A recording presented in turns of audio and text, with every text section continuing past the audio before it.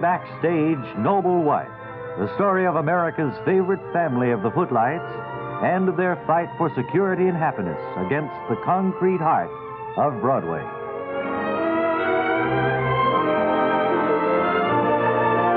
Today, our friends arrived at Rutland, Vermont, just prior to beginning their ski weekend or week at Foggy Bend, a few miles north. And as Mary, Harry, Pop, and Calvin stand outside the railroad station trying to get the bus for the hotel, we hear Mary say, Hi, isn't the air wonderful out here? Boy. Certainly is. It's going to be a wonderful week, Calvin. Sure is. Got all our stuff there, Mary? Yes, everything is here. Everything that at least we need. I don't see any sign of the hotel bus that was supposed to meet us. That's right. Didn't the Mai Tai agency say there's a bus to take us right out to the inn or hotel? Yes, they did, but I don't here. see it around. Just that one taxi cab over there. I guess we'll have to settle for that. Yeah, probably. Let's go see how much it would be to go out there. Taxi? Yeah. Yo. Yeah, what? Can you take us to the Foggy Bend Hotel? We're going up there for a week of skiing. We're told it's not too far from downtown Rutland here. You're going where? To the Foggy Bend Hotel for a ski week. You're going there for a ski week? That's right. Why do you look askance? Well, that's about 6 miles out of town here. Well, then you should make it in about 10 minutes, 15 at the most. Probably get a good price for taking people out there. Yes, do you have a regular rate, driver? I never go out there. I wouldn't go out there for anything. It's too scary. I think this is all ridiculous. Hey, wait a minute. You know, the fellow on the train said it was kind of scary out there at the Foggy Bend Hotel. Yeah, that's right, he did. Well, I've been driving a cab here for 15 years. And, I've never seen anybody ever come back. You're not a native here, then? No, I'm originally from Kansas City. Ah. I was up here during the war. And I liked stayed it on. so much, I thought I'd stay here. Uh-huh. Well, I tell you what, can you get us near to the hotel so that we could, within walking distance, I mean? You're determined to go there? Sure. I mean, I can't talk you out of it. Well, no, I don't want to change our plans. For heaven's sake, we're adults. We know what we're doing. We're up here to ski and have a wonderful time at night around the fireplace, drinking Applejack and things like that. Singing songs No, it's and not telling Applejack. stories. It's eggnog they drink. Eggnog, yes, or hot buttered rum. I think I'll have Applejack. Well, not yet, Mary. We've got to get out to the hotel first. Look, I'll make a deal with you. I'll take you out to the end of the driveway and drop you off there. I don't want to go through those gates. Okay, that's fine. Get in, Mary. Okay, fair enough. Pop. Yep, I'm in. Huh? Okay, driver. Let's go.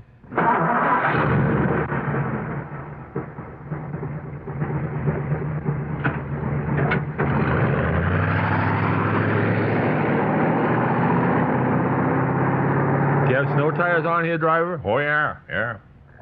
And 12 minutes later, the cab pulls up at the head of the driveway leading to Foggy Bend Hotel. Is that the hotel up there on the hill, driver? That's it. Give me my money and I want to get out of here. How much is that on the meter? $5.19. There you are. Yep. Yeah. Okay, jump. Out.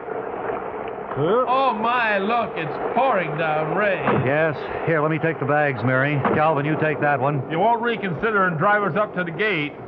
Oh, I mean, they're at the gate. I'm not going to take you up to the door. I don't care if it's pouring rain to Copperside. Now, come on. Let's make it as quickly as we can. What did he say? Pouring rain to Copperside? Cattle style. Yeah. Must be one of those New England sayings. I guess it is. It is coming down. I never expected a thunderstorm this time of year. Drenched right through my Hey, look. beautifully synthetic blouse. Look at that hotel with the side blowing in front of it, back and forth. Foggy Bend Hotel. The Foggy Bend Hotel. Certainly needs a coat of paint, doesn't it? It does. Oh, look at the size of that massive door. Yes. Well, let's knock on the door and they'll be ready to welcome us. We'll certainly welcome them.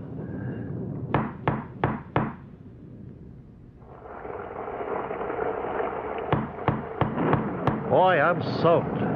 Right to the skin. And it's a cold rain, too. Knock on the door again, Calvin. Be good to get in out of the rain by the fireplace. Yeah, with the Applejack. Yes.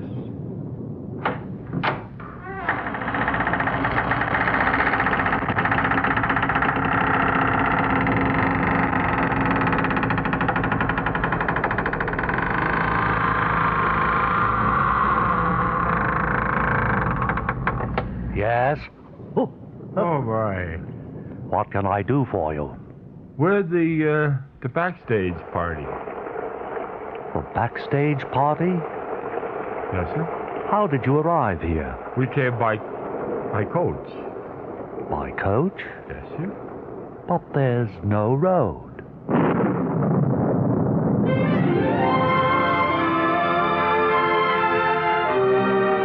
And so our friends don't receive the welcome they'd been expecting.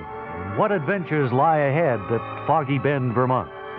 Sure and join us tomorrow when we'll hear Calvin say, Say, that rain sure washed the snow away, didn't it? that's tomorrow in the next exciting episode of Mary Backstage Noble Wife. Word Carr speaking. Going over to Linda's house today? Yeah. There were big things happening, as I remember yesterday. Yes, Linda fell in the wassail bowl, you know. The Life and Loves of Linda Lovely, written for radio by Carrington Love, and starring Marcia Van Alshot as Sherman. No, Sturley L. no. I'm new on the program. It's Marcia Van Alshot as Linda. Marcia, let me write that down, will you? Certainly. This doesn't usually happen on most programs, but in this case, I've got to do it. There you are. Marcia Van Alshot as David, right? Mm-hmm. And Sherman L. Sturdley as Linda. That's right. Now I think I've got it. All right. No. Well, hold it, please. No, it's Marcia Van Alshot as Linda. As Linda. Sherman L. Sturdley as David. Now I have it. And I'll play the part of David Hardware, counterman. The Life and Loves of Linda Lovely. Excuse me, the organist's finger slipped off the keys. Will you try What's the it matter, again? organist? Have you been putting your finger in the beacon wax again? I'm eating barbecued chicken. Bring him over a mitten. The Life and Loves of Linda Lovely, written for radio by Carrington Love, and starring Does Marcia that ever Van hurt your Alshot. finger when you do that, Ken? Does it hurt your finger when you run it up the keys like that? It looks awfully painful to me.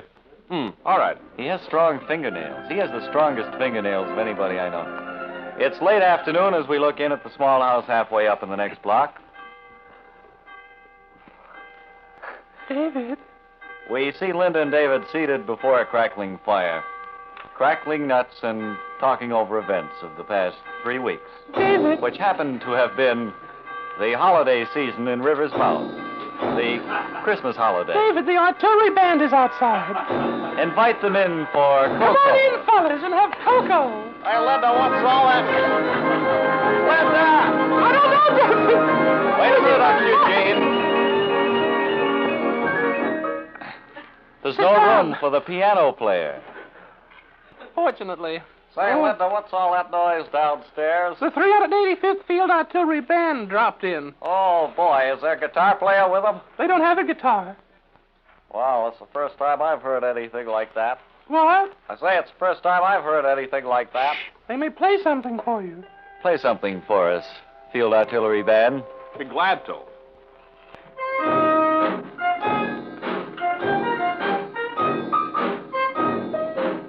I believe that's enough, don't you? Yes. Thank you. Thank you. That's enough. Thank you. Thank you. Now, Thank you. That's enough. Linda, David, first, your hand is in the bowl. Wassail bowl. So it is. I'm so excited about my forthcoming trip to Pretoria. I presume you know your foot is in it, too. That makes no difference to me now. To me, it makes the world of difference. You're going with your bald, Bold, brave, brown, baggy bald, band bald. of banditos. Yes, I'm going with them. Incidentally, how about your stay ball? I have plenty of that. Oh, okay. That's a new thing, friends. It's a new magic formula that removes uncomely fuzz from the top of your noggin. But now, back to Linda and David. Huh? Who aren't saying anything in particular, so let's switch crosstown to River's Mouth Swank Romany Tea Room, where two men converse in excited whispers over their bowl of creamed egg on toast. Hey, Fitch, Yes? there's There's an 8 o'clock train from the county seat arriving any time now. I don't know. I don't know.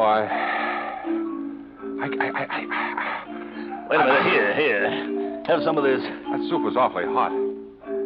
I don't know if we can go back now. We remember we'll have to tell Mr. Faulkner what's happened here, and... Faulkner knows nothing of what's been going on here. I feel he does. I think that Carlotta has been spying on us. Oh, yeah, well, she's mixed up in this some way. Oh, yeah. Yeah, she's mixed up in this. Thank you, Shuffle. I don't know. It's amazing. I mean, I don't know. You know? I don't know. Well... It's just amazing. Yeah, it's amazing. Well, I mean, we should do something. We should do something, yeah. A bit over here. Let me whisper something in your ear. Yeah, whisper, yeah. Yeah, that's what we should do. Let's do it, then. Yeah, right. Do it Monday. Yeah, right. Give us time to think about it. Or the weekend. Right. I wish I had one of those brooches you're wearing. It is beautiful. It came to me from an anonymous sender through the mail this morning.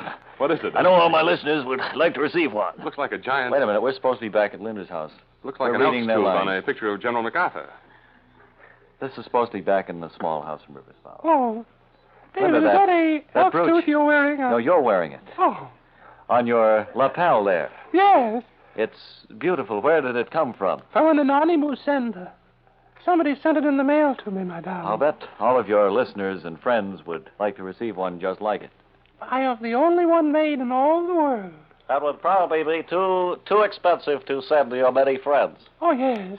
Vastly. Yes, it would, but it is beautiful. If the sponsor could only think up some way that all my friends could have one for a Linda, small I saw fee. tomorrow's script, and I know he's already thought up that way. He has? What's he going to say? Don't give away these secrets, Uncle Eugene. I think our announcer will say something later. Maybe our announcer will say something later. Excuse me, the phone is ringing. No, it isn't either. Oh, I was frightened. I think your collar is too tight. No, it's the string of pearls you gave me, David, for Christmas. Those are beautiful pearls. I know all of your friends would like to receive a string of pearls like those. Then they are a genuine imitation leatherette. Oh, if they could only receive a string of pearls like that. But they couldn't. I happen to be reading next month's script, and I know that the sponsor is going to send those out. What do you know about that? Well, here are 2 offers on the way for Linda's many fans. We're supposed to have theme in there. Well, no, I don't think we do.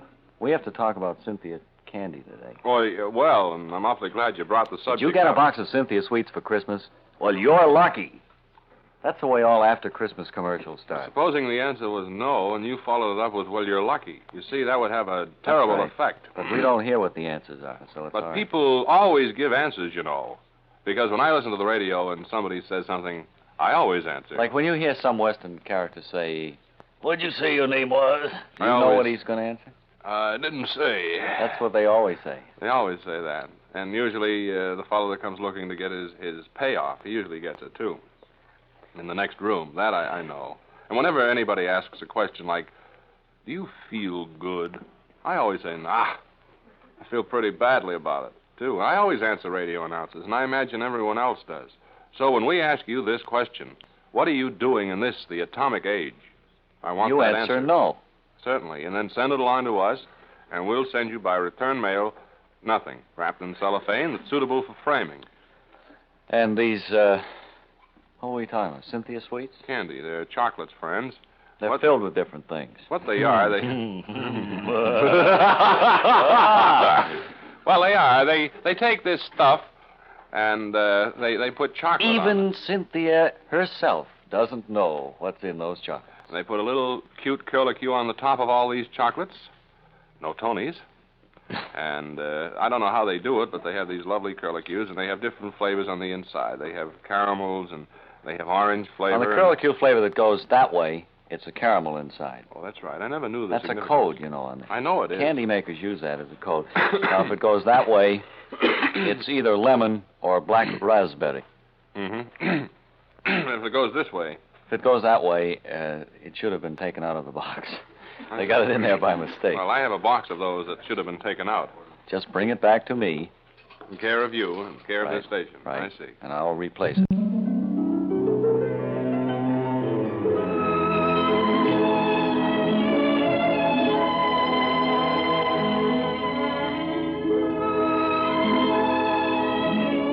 And now, as a feature of the Bob and Ray Show, we bring you another episode of One Fella's Family. Today's episode, entitled Hiding Easter Eggs, is taken from Book XII, Chapter VI, pages 12 through 19. It's early evening now as we look in on the family. We find Father and Mother standing inside the living room door, peering out through the bay window or oriel. And we hear... Here, there are plenty of more places we could hide Easter eggs, Fanny. For instance, over the porte-cochere. Over whose chair? Over the porte-cochere. Oh, I'm sorry. I wasn't listening. I was trying to think. Maybe we could put some back of the drapes. Yeah, that's what I meant, Fanny. Here, I'll just climb up on the stepladder. Oh, be careful now. Be careful. When are the children coming down for our Easter egg hunt? I think they'll all be down early Sunday morning. Yeah. Good to see the twins again. Whoop. You, be all right? Did you want a splash? Just a bit, please. All right. Fine. Now, how about hiding an egg behind the radiator? Are you out of your mind? Maybe you're Put right. one of those things in the back of the radiator for 2 days. Hardly be a secret where it was. Yes, you're right, Fanny. Can I make you one? I don't want any eggs now, thank you, no. No, I mean one of these. Oh, yes. Little splash. That's enough. Yeah. Thank you. Have you kept track of how many eggs we've hidden so we'll know when they're all found? Started off with 12 and a half. I've got 2 here. And, let's see, that would be... That would be 18 to begin 12 with. and a half, and I have 2. That means we've hidden 16, right? Right. Now, I think maybe I can... You know, another good idea, aside from real eggs, hard-boiled this way, is get, like, jelly beans or something. And, what's that you said, Fanny? The kids like jelly beans sweet. You know, you could, Well, I like you, sweet. Yeah. Thank you. There you are. Oh, there's nothing like Easter time. With the No, children come back home. Nope, there ain't nothing to beat it. Nope. Hey, let's have a couple of these hard-boiled eggs. They're not bad. Good idea.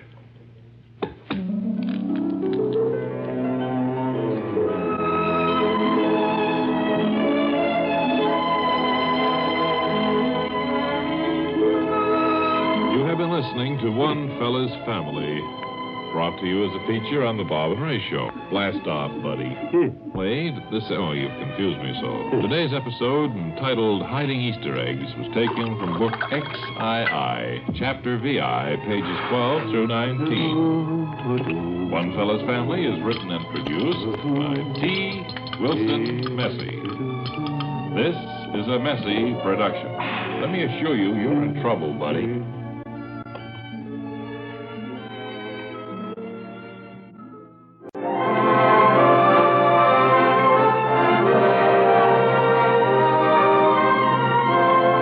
Next, Mary Backstayge, Noble Wife, the story of America's favorite family of the Footlights and of their fight for security and happiness against the concrete heart of Broadway.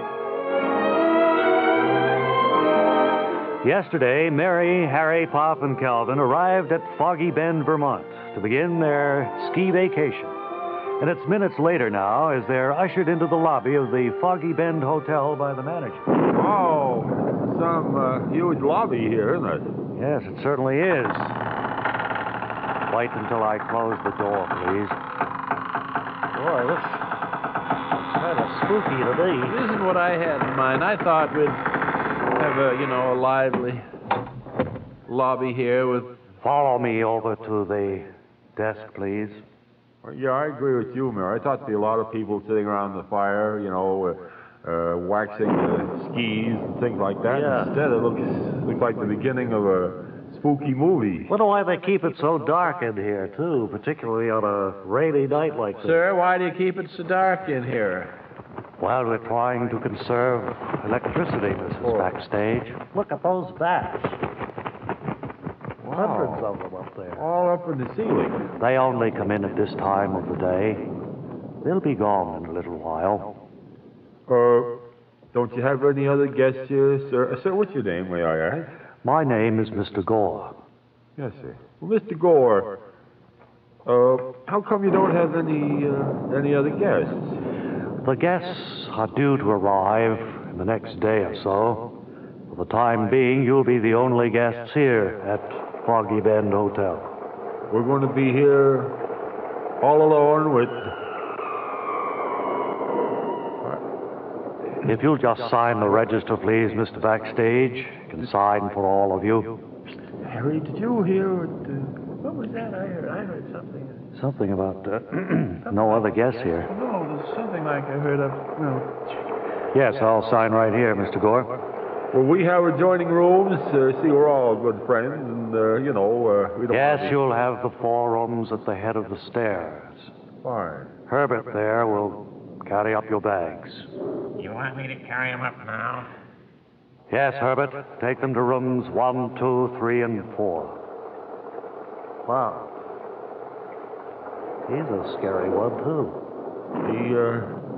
He looks like he's from another world. There, I've signed this all in, Mr. Gore. What time is dinner served? I'm afraid you've missed dinner for today. Oh, look, we're families, we're wet, and now no food. Do you have hot water?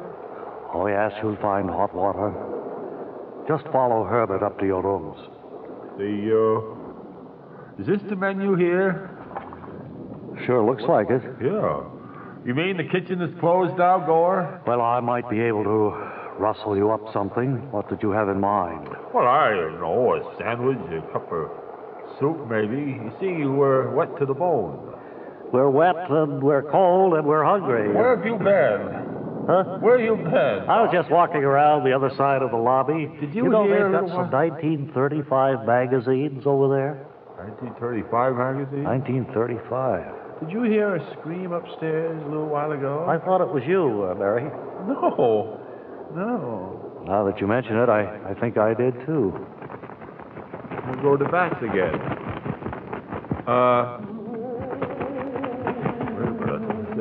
Why don't you go up to your rooms and I'll see what I can get in the kitchen?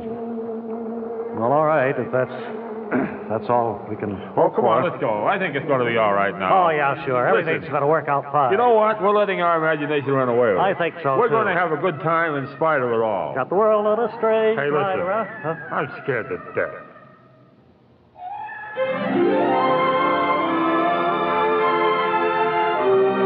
And so our friends prepare to go upstairs to their rooms in the Foggy Bend Hotel. Tomorrow, you want to join us when we'll hear Calvin say... Hey, look. This wall moves. That's tomorrow in the next exciting episode of Mary Backstage Noble Wife. Word Carr speaking.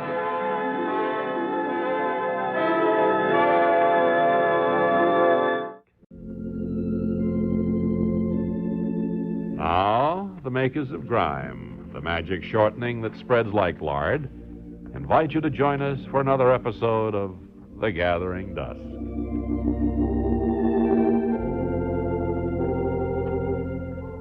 As we look in on the Bessinger household today, Edna is resting on the windowsill in the front library.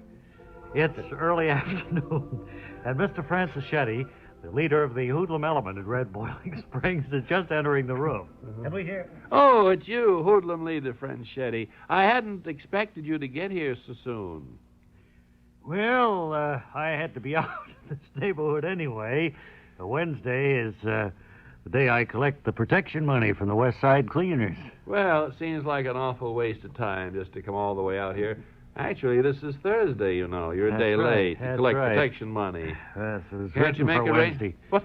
It was written for Wednesday. Yes. Can't you make arrangements to have it mailed in? No. I usually have to rough up the owner of the place a little bit before he'll pay, and you can't do that by mail. No, I suppose not. I remember when my brother Waldo was in the rackets.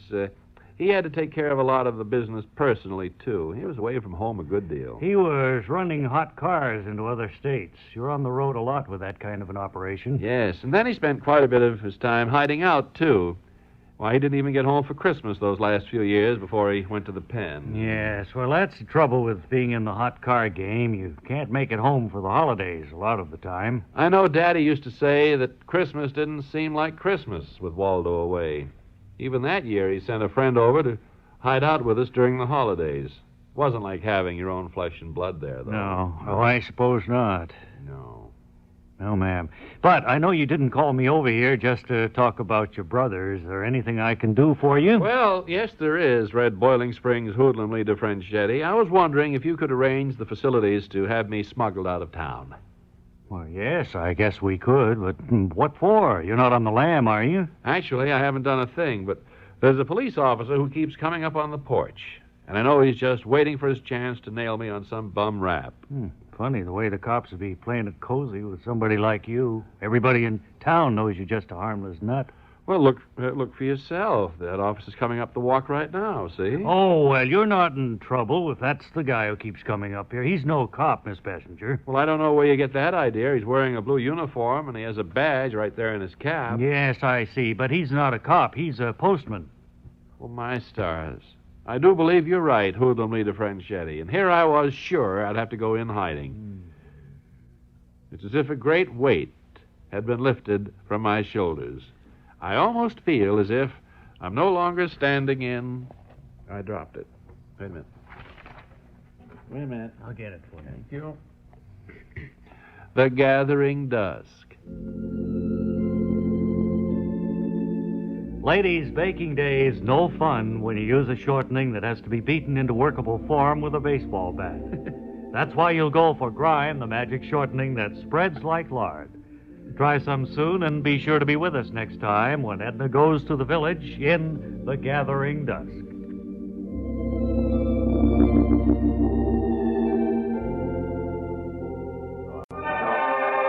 Meanwhile, Uncle Ned, Jim, George, Al, Spurfer, and 3 newcomers, members of the 185th Field Artillery, are marching through the dank underbrush of deep, dark, dank Africa. Oh, Jack, look! Quiet, Billy. I'm thinking. No time for that, Billy. What are you thinking, Jack? Bongo me. Get you, Billy, with poison dart between eyes. Jack, it's either Bongo or Arthur Q. Bryan. There's no time for that. Quiet, Billy. Hey, it's pretty scary here. Steady. This is the first time in Jack Headstrong's history that he's been scared. All we need is that other And I light must confess I'm scared. I don't know what I'm going to do. Quiet, Jack, for there's no time for that. You're a clean-living all-American boy. Yeah, that's right. I'm the brains. You've got all the brains. I'm all right. I'm all right now. I'm old enough to be your grandfather, but you're the one who's leading this party. That's right. You're stupid. And I wish you'd straighten up. Whoops. Jack, there's a light. There's a light flashing through the jungle. Wait a minute. Following your face. Yes, it's the women's pages of the air, friend. Hello. Hello, everybody. Oh, that's wrong. Right there, we ought to turn the lights on. Maybe we could get some different action. Now the lights are on. They're coming up. The spotlight swings to the right side of our stage, where lovely Evelyn McMahon joins hands with Edgar Burr, and they walk down to center stage on the apron. Well, lucky for them. They'll have to send that apron to the laundry after they walk over it. I don't know whether we should have another music or go into one. I think we better do something commercial here. Yeah, all right. Something real commercial-like.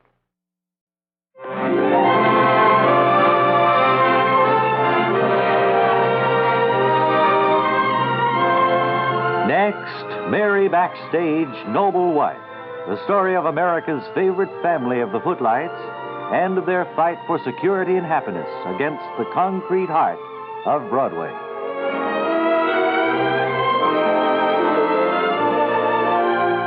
At Foggy Bend, Vermont, the rain has changed to snow and a blizzard howls outside the hotel where Mary, Harry, Pop, and Calvin have just finished their dinner. And as they repair to the lobby, we hear... Well, I don't know. This is typical of the food we're going to have here for this next few days. I don't think I'm going to enjoy it. Boy, I'd head back to New York if this blizzard weren't howling outside. That was the worst meal I ever tasted, I think. You know, Gore, he just had us set out there at the table, then he kind of disappeared. I haven't seen him since. Cold baked bean sandwiches. Yes. And salt pork on the side. Yes. It's almost like something you'd get if you're in stir, you know? It is, in a way, Calvin. That's right. I wonder where Gore is. He couldn't go out in weather like this. There goes bats again. Well, at least we're getting some snow. Maybe tomorrow we can get some skiing in. Who knows? Doesn't it strike you as being unusual that there are no other skiers here? As I was saying, nobody's sitting around, adjusting their equipment or waxing their skis or talking about the different slopes. Certainly does seem unusual to me, Mary. Of course, Mr. Gore said that some of the other visitors will be arriving tomorrow. But I'm beginning to put very little stock in what Gore... Wait. You hear what I hear? I hear it. By that I mean, there's a strange sound. It's kind of like a ghost-type sound. Yes, This isn't what we had in mind when I left New York. No way is it. We're not having any fun at all, if you stop to think about it. Hey, listen to that. Yes, that's the scream we heard when we first arrived here, isn't it? I can't tell one scream from another. I mean, to me, they're pretty much the same. Well, I mean, it's the same person, it sounds like.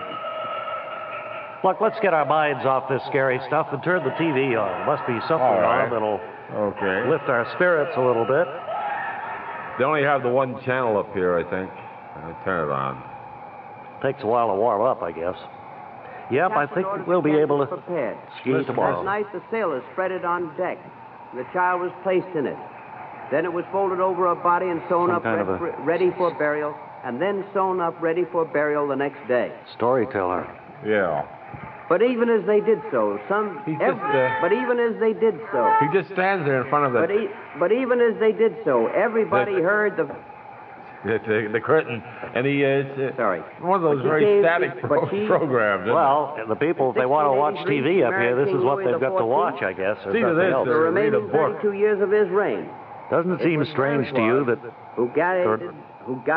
there are no books or magazines except these old 1935 ones? 1683, he married King Louis XIV. And for the remaining 32 years of his reign, it was Francoise who guided the destiny of France. Yeah. Well, that's quite interesting, anyway. Don't know how to explain In 1683, she married King Louis XIV, and for the remaining 32 years, in 1817, he fell in love with it. You make any sense out of this? Heard Emily. He lost me somewhere. Either he marry his daughter, Wish we had another channel. or he would challenge him to a duel. Opponent had changed of heart, too. I could almost... And he hoped and 2 shots rang out. They all fired high, but even... Surprises me that any... And 2 shots rang out. Where Gore could have gone. As you say, he couldn't go out of this blizzard. For the rest of his life, nothing could alter his feeling of guilt. Hey, look. What? For the rest of his life, nothing could alter his feeling of guilt. It seems to be rolling back. Was the cause of the tragedy. Look, in all these rooms. When he died, he left all his money. They almost look like cells. It's a long hallway, stretching off as far as the eye can see. Tragedy. For the rest of his life, I thought of modern atomic submarines and then of the Roman Empire and how they conquered Carthage, which we now know is Tunis. In the year 260 B.C., Cyrus Deulius was counting... Sounds like men sobbing. In the year, he could hardly Yes, it does. That's the punishment. That's the torture. These people are being tortured. They're being made to sit and watch and listen to this program on TV. That rose opposite his mind.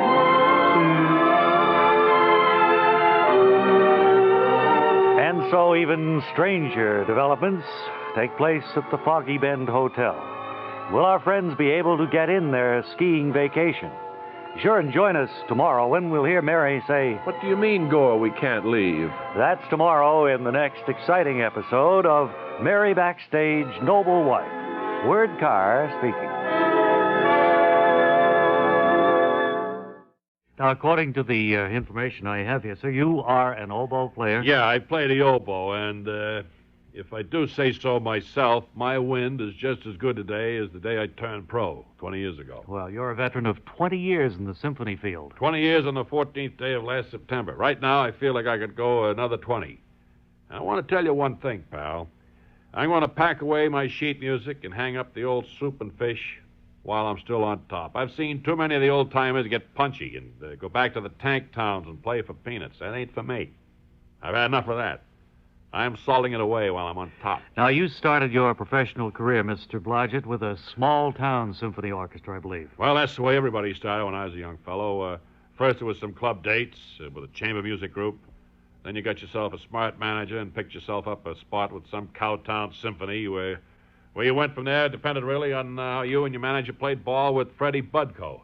Freddie Budko? You mean the mobster? That's right. In those days, Freddie had all the big symphonies sewed up tight. If Freddie didn't get his cut, you could toot away in the sticks for the rest of your life.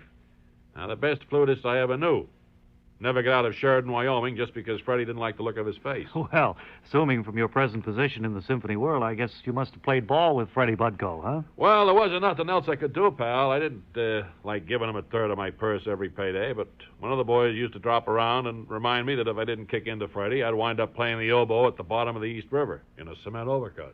Well, I understand that not all of your problems came from Freddie Budko, though. Well, you got to learn to defend yourself up there on the stage, if that's what you mean. That's what I mean. I was referring to that. I think it's something a lot of symphony goers don't know anything about. Might be interesting to delve into this. Well, now you take like when I was just starting out. I was a young punk. You know, I didn't know the ropes. I let them give me a chair right next to the violin player. Mm-hmm. Every couple of minutes, he'd hit a high note and poke me in the side of the face with his bow. See this here, Sky? Yeah. It took 4 stitches to close it up. That's an ugly one, all right. Yeah. And then you'd advise all youngsters, all musicians, to steer clear of violinists, then? Well, yeah, but that ain't all. When I was playing in Oshkosh, they had me playing right in front of the tuba player. Well, now, with the wind on the back of my neck, I couldn't blow a note. And then they moved me over to the cymbal player. And that was really the end. Pretty bad, huh? Well, you see these punchy old musicians down on Skid Row with bells ringing in their heads, you know. Mm-hmm. 90% of them got that way from sitting next to a cymbal player. Well, you've certainly given our listeners some valuable pointers today, Tiger, and maybe you have some words of advice to the youngsters listening who may be contemplating a symphonic career. Well, you got to be hungry to be a good symphony musician. Nobody plays music for fun. They do it for money. And you got to want that green stuff pretty bad to go into the symphony racket. Well, thanks very much, Tiger. It's been a real pleasure talking to you today. It's been nice being here, and if you ever want to catch a symphony, just let me know, and I'll get you a couple of Manny Oakleys right down the front row, buddy. Thanks very much again, and goodbye. So long.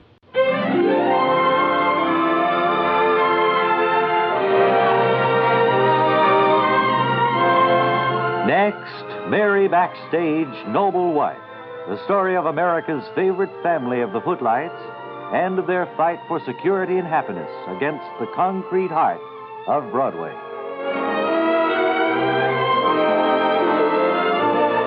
As we join our friends at the Foggy Bend Hotel in Vermont, it's the following morning. The blizzard has ended and a bright sun sends glistening rays through the ice-covered tree limbs and across the drifts to the ski slopes. The events of last evening seem like a bad dream to Mary, Harry, Pop, and Calvin as they descend the stairs on their way to the hotel dining room. And we hear... Well, I think a good night's sleep is the most encouraging thing. It really picks up your spirits. Oh, everything looks so much better this morning, yes. It's a winter wonderland out there. I understand we're going to meet our ski instructor in the dining hall when we get there. That's what I hear tell. That's going to be exciting. And then we'll all know how to ski, and everything is going to be so nice. Well, they'll start us out on a very gentle slope, I think, Calvin, and then we'll work up to the bigger hills. They have what they call beginner's or novice slope. Just a little incline until you get the feel of the skis. Right. Well, of course, we're not really beginners, but we haven't skied for a long time. In my case, 57 years. Well, I would consider you a beginner, I'm sure, because after 57 years, you've forgotten pretty much what you learned about skiing. It might come back to him, though. Not to mention how many changes have been incorporated into skis in 57 years. Well, I know that, of course. It's not just that strap over your shoe anymore. No, and even the snow is a little different now than it was 57 years ago. How do you mean that, Calvin? Well, I mean, they have toads out here, and they can make artificial snow, and they can keep snow around here in the middle of August. Yes, I guess they can, and keep it in good shape, too. Well, I'm hungry. Doesn't Doesn't it seem to you it's a long way to the dining room? Well, I'll say. Oh, it's right here at the end of the hall. I'm starved. That must be the ski instructor over there. Get in step, Calvin. Look at all the other people here at the skiing lesson. They must have been the ones that we heard last night, sobbing quietly. Yeah. Oh, here comes another group there. Why, the place is a beehive of activity this morning. Very military, too. Skip, Harry. You'll get in step that way. All right. Why, they put the dining hall so far away from the hotel. It's supposed to stop, I think. Quiet, listen.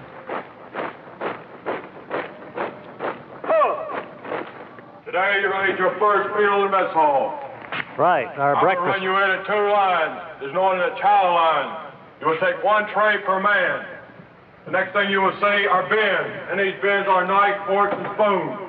Each man will take 1 knife, 1 fork, and 1 spoon that you will put in your right hand. You will hold a tray with both hands. The next thing you see will be a cup. You will put it in your left hand. I don't have any more hands. You will not talk. You will march straight in, and when you are down at the end of the line, you will go to a You table. keep the cup in the right or 6 left men hand. to a That's the guy. table. Right, I think, Mary. When you go to that table, you all stand there till the table is filled up. Then one man, But the eat last family man, style, I will guess, be huh? ready, Apparently. please. When you go into a chow hall, you will eat everything you take. That's good. When you are through Well, eating, I'm you will hungry. go to the rear of the mess hall. You will eat and get out of this mess hall. You will not sit inside and talk. No. As soon as you are outside, you will get a 2 formation and stand there at position of attention till your instructor gets outside. Is that clear?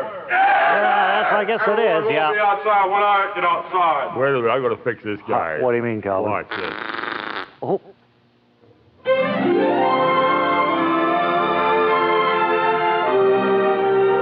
And so our friends prepare for their first day of their skiing vacation, and you'll want to be here on Monday when we'll hear the ski instructor say, Who did that? That's Monday in the next exciting episode of Mary Backstage Noble Wife. Word Carr speaking.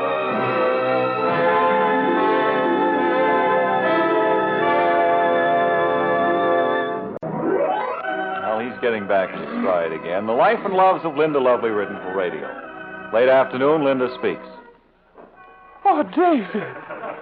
David, you hurry the opening so. Yes, I'm getting so it's rather tedious for me to... That door, David, it's... Somebody's there, I believe. Someone has put musical chimes Well, I'm on not going to door. answer that door today. It's under the piano. We'll leave the door there. Come in through the curtains. He's Oh, dead. it's you. Yes, it's me. Remember me? Great Scott, the police. Yes. Reach for the sky. I'm the law. All right. Linda, to get back to more Oh, serious yes. matters. Yes, David. You remember that day? Oh, it doesn't seem more than 18 years ago. Or 18 years and 3 months, I believe. Huh? Come to think of it, I don't remember that day either. David, that's the nicest thing you ever said to me. No, it isn't. Yes, it is, David. I've been riding on it. Do you remember when Grandma bequeathed you that bequest? Oh, yes, David, the rocking chair. The simulated antique style, Yes, David. wooden type rocking chair. Yes, David. We sat in it one day and It bust. all over the floor in a million skillion pieces. Yes, David. Yes, how it bust all over.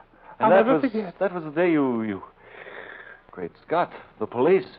Get them up on the What law. is that? That line I don't shouldn't know. be It in says there. 2 lines, Great Scott, the police, and then get them up on the law. I don't know. Somebody had something else in their mind when they wrote it. Linda, Yes, David. that was the day the rocking chair broke, that you lost your genuine sterling ivory shoehorn. Yes, my love. It's taken me these Get them up many on months. the police. Great Scott. Oh. Yes, David. It's taken me these many months. I know it. To think, David, many months have passed since... These many months. Oh. It's taken me all this time to journey to darkest Africa. Yes, David, with with my your brave, bold, bold, bronze, baggy brown band of... banditos. It's taken me all this time Yes. to get you... What do you think? What, David? What you got? Tell me. What is it? This is Friday, you know. You'll have to wait. You've brought me fish. No, you'll have to wait until Monday. Huh? Great Scott, the police. Get them up on the sky. Well, I guess we will have to wait until Monday. We will have to wait until Monday. We'll have to wait till Monday. And find out what it is that David has brought back to his beloved Linda. Will it be another genuine sterling ivory type shoe-style horn? I think not, but you have your own choice. Listen Monday for a gigantic new offer. No soap, no cleaner, nothing in America cleans. Finish it, will you? Don't leave us hanging like that. All right, so much for that. Now I'd like to give a slight discourse on rock gardens. And I would advise you write these pearls of wisdom down because I'm liable to ask a few questions. Have you been able to grow many rocks in your rock garden? No, that is not the point, sir. You're completely out of order. All right. Now, when you start to prepare your rock garden, scoot around and pick up some more rocks. Well, yes, Joe. On the 18th of December, we had a meeting down there in Plymouth County. And did you set up those rocks? Yes, Joe. I would be very happy to. Here again, our guests seem to be having trouble with their Did coffee. you use dirt? No, Joe. Apples won't ripen until another month or so. Hold up. We are using two different scripts. Yes, Neshoba. Yes, indeed. That doesn't make much sense, does it? No. Sound like we agreed on something. We're supposed to have a farm talk scheduled for Friday. I know that the program department... You will sent be us very down- happy with the results of your rock garden, and you will be very happy with it, I'm sure. Yes.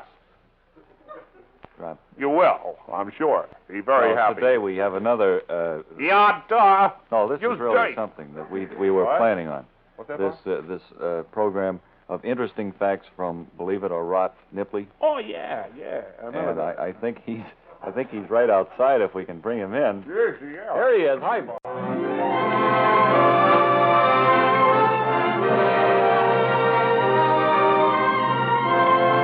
Next, Mary Backstage, Noble Wife.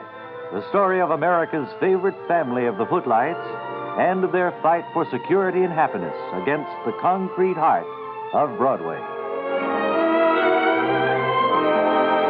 Yesterday, Pop Beloved descended the 60-meter ski jump at Foggy Bend, sailing off into the cold Vermont air. At the top of the mountain now, we see Harry and Calvin discussing the fact that they haven't heard a word from Pop since he left. Funny, not a sign of Pop down there.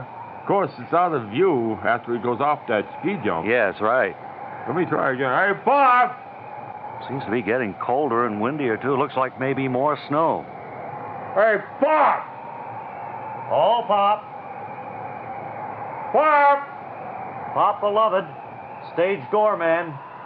I'm beginning to have some misgivings about this whole thing. Well, I am too, Calvin, and I think we'd better try and make our way to the bottom of the jump and see if we can find him. He might have gone into those trees down there, you know. Or he might have gone into a big snowdrift. Or he might have just gone back to the hotel for all we know. Well, if he completed the jump successfully, yes. Yeah, right. For a man his age to go off a 60-meter jump, Yeah. no mean feat. Yeah, that isn't any mean feat. You're right. You know what we can do? We can slowly go down the side of the mountain, which isn't as steep.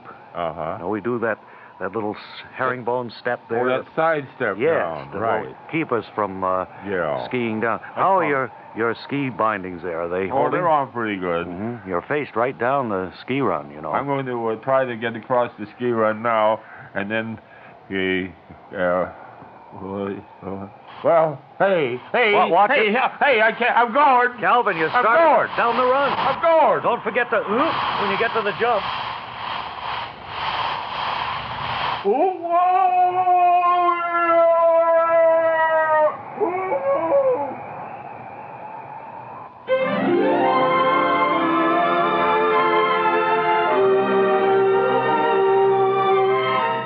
so, by accident, Calvin Hoogovan starts down the 60-meter jump and heads off into space, following Pop. You'll want to be here tomorrow when we'll hear Mary say, "Wonder where they all are."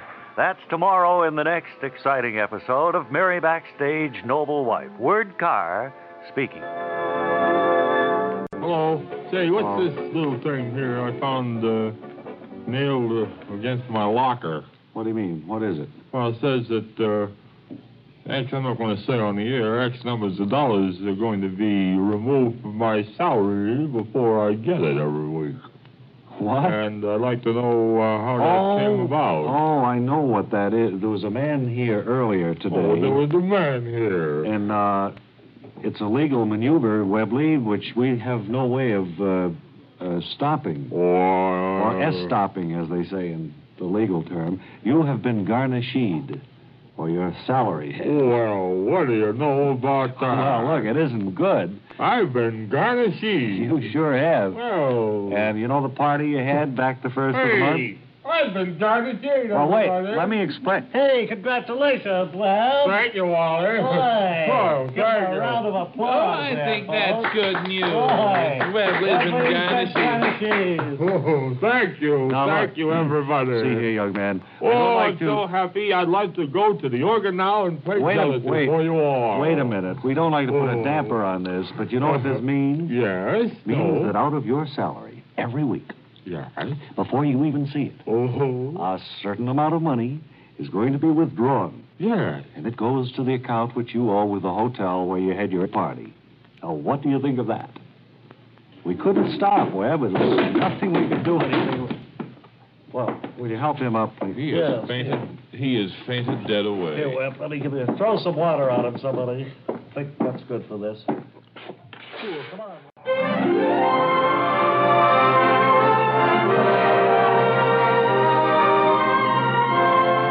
Next, Mary Backstage, Noble Wife. The story of America's favorite family of the Footlights and their fight for security and happiness against the concrete heart of Broadway.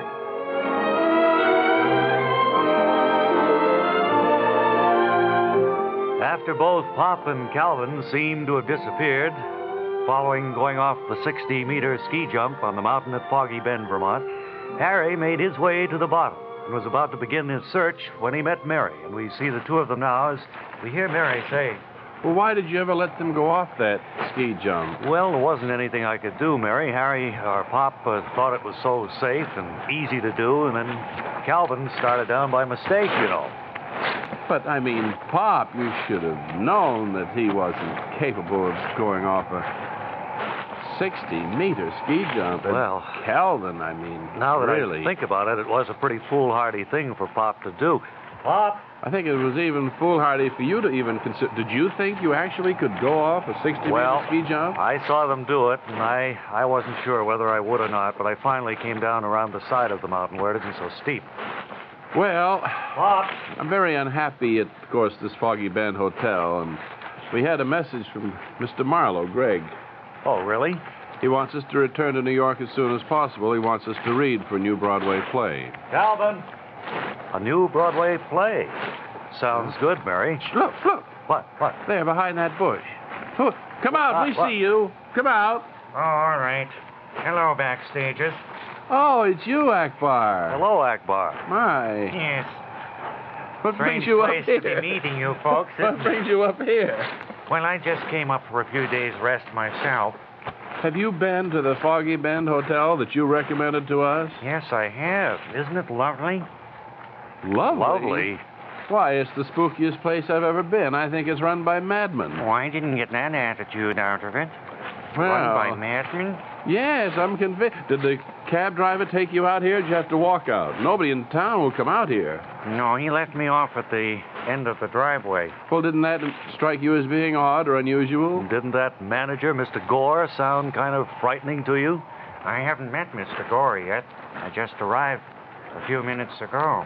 We're looking for Calvin and Pop Beloved. They went off. You see this ski jump over there? Yes, that's a 60-meter job. Yes, and they both went off it, and I don't think they're trained ski jumpers, and we haven't been able to find any trace of them since. Calvin and Pop went off that ski jump? Yes. I wasn't here.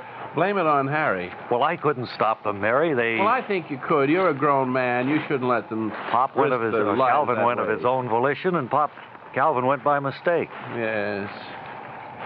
Well, what are you going to do about it? Do about what? About the Pop and Calvin. What can we do? We're doing what we can. We're looking for them. Walk around in the deep snow, and I'm just about ready to give up and go back to the hotel. Pop! Calvin! What? There they are, right over there. Hi, Mary. Hi. You mean you successfully completed the jump, Calvin? Well, I don't know whether it was successful or not. I landed on my head. Well, you got to the bottom anyway, and you appear to be all right. Hey, listen, I'm going to go up and do it again. It was a lot of fun. I think I will, too, if the ski thing is still running. It was kind of scary at first, when you first leave the end of the jump. But as you fly kind of free float through the air, it was great sense of, I don't know, like a bird. Yeah. Like a big bird. Well, you should try it, Harry, really. You should get up the nerve and try it. No, not me. I'll watch you do it from down here. Akbar, what are you doing up hello, here? Calvin and Pop. I just came up to see how the accommodations were here. Oh, they're fine. He hasn't seen the hotel yet. Well, I say they're fine. They're all right for you because you're kind of a spooky person. Yeah, you'll fit right into the atmosphere. But as for us, I think we ought to go home after a couple more jumps. Yeah. I can't find my skis. They came right off the minute I left the ski jump. Well, how do you plan to go down and do the jump again? Just on my shoes. Really? On your shoes? Feel like a big bird.